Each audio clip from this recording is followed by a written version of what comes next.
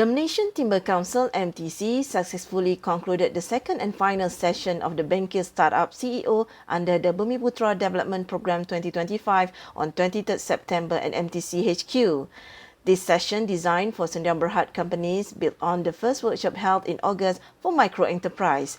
Participants gained practical insight on management, governance and business planning, essential tools to drive growth and resilience. The workshop was officiated by MTC CEO, Madam Noraihan Abdul Rahman, who reaffirmed MTC's commitment to strengthening Bumiputera participation across the timber value chain, ensuring the sector's global competitiveness and long-term sustainability.